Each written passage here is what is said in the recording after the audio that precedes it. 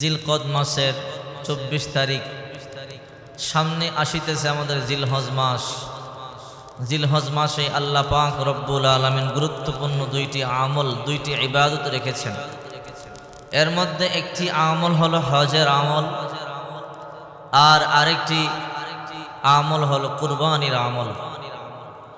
জিলহজ মাসের প্রথম 10 দিন, এই 10 দিনের ইবাদত আল্লাহর কাছে সবচাইতে বেশি প্রিয়। সুবহানাল্লাহ বলেন। সূরা ফজরে আল্লাহ পাক রব্বুল আলামিন বলেন, ওয়াল ফজরি ওয়া লায়ালিন আশর। এই 10 রাত্রির শপথ আল্লাহ পাক করেছেন। এই 10 রাত্রি হলো জিলহজ মাসের প্রথম 10 রাত। রাসূল করিম সাল্লাল্লাহু আলাইহি ওয়াসাল্লাম বলেছেন, জিলহজ মাসের প্রথম 10 রাতের ইবাদতের মতো জিলহজ মাসের প্রথম 10 দিনের আমলের থেকে প্রিয় আমল আল্লাহর কাছে আর নাই। সুবহানাল্লাহ। এই জন্য রাসূল করিম সাল্লাল্লাহু আলাইহি ওয়াসাল্লাম জিলহজ মাসের প্রথম 10 দিন অত্যন্ত গুরুত্ব দিয়ে ইবাদত বন্দেগী করতেন।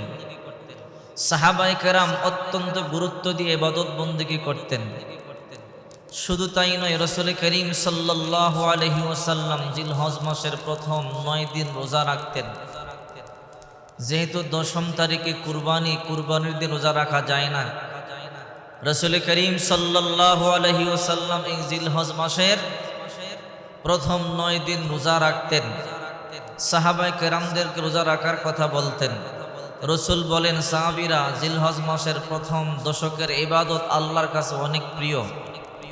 তোমরা প্রথম 9 দিন রোজা রাখবে এবং 9ম দিন আরাফার দিন, ঈদের আগের দিন রোজা রাখলে রাসূল করিম সাল্লাল্লাহু আলাইহি ওয়াসাল্লাম বলেন, আমি আশা রাখি আল্লাহ পাক রব্বুল আলামিন পিছনের 1 বছর এবং সামনের 1 বছরের গুনাহ আল্লাহ তাআলা ক্ষমা করে দিবেন। এই জন্য জিলহজ মাসের প্রথম দশকের ইবাদত আল্লাহর কাছে অনেক বেশি পছন্দনীয়। মা বোনেরা যারা আমার মাইকে আওয়াজ শুনতেছেন, মাইকের আওয়াজ যারা শুনতেছেন, হয়তো আগামী শুক্রবার থেকে জিলহজের চাঁদ উঠে যাবে। যাদের সম্ভব হয় জিলহজ মাসের প্রথম 9 দিনের রোজাগুলো রাখবেন। আর যদি পুরা রোজা নাও রাখতে পারেন, যে কয়টা সম্ভব হয় সেই কয়টা রাখবেন। আর যদি একেবারেই সম্ভব না হয়, অন্তত ঈদের আগের দিন আরাফা রোজাটা রাখবেন।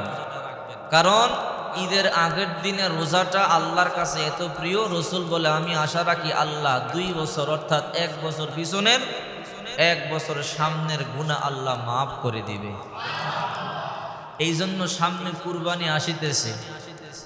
মুরব্বী বাবারা, যুবক ভাইয়েরা এবং পর্দার অন্তরালে আমার মা বোনেরা যারা আমার কথা শুনছেন, অবশ্যই জিলহজ মাসে গুরুত্ব দিয়ে আমল করার চেষ্টা করবেন। প্রথম 9 দিনের রোজাগুলো রাখার চেষ্টা করবেন। না পারেন যে কয়টা পারেন, 2টা 3টা 4টা 5টা রাখবেন। আর না পারলে অন্তত জিলহজ মাসের 9ম তারিখের ঈদের আগের দিনের রোজাটা রাখবেনই রাখবেন। আল্লাহ 1 বছর আগে পরে গুনাহ মাফ করবেন। এই জন্য রাসূল করিম সাল্লাল্লাহু আলাইহি ওয়াসাল্লাম বলেন, জিলকদ মাস আরবি বছরের শেষ মাস। রাসূল করিম সাল্লাল্লাহু আলাইহি ওয়াসাল্লাম বলেন, জিলহজ মাস অত্যন্ত গুরুত্বপূর্ণ মাস। এই মাসে আল্লাহ তাআলা 2টি বড় আমল আমাদের জন্য রেখে দিয়েছেন।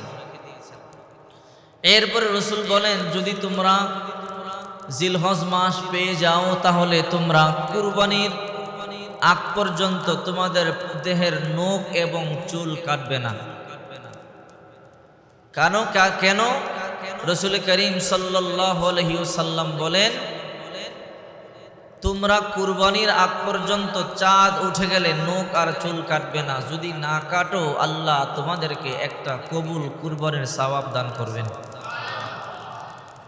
তো আগামী শুক্রবার থেকে যদি জিলহজ মাসের চাঁদ উঠে যায়, তাহলে জিলকদ মাস আগামী বৃহস্পতিবার দিন শেষ হয়ে যায়। তাহলে আগামী বৃহস্পতিবারের আগে চুল নখ কেটে ফেলবেন।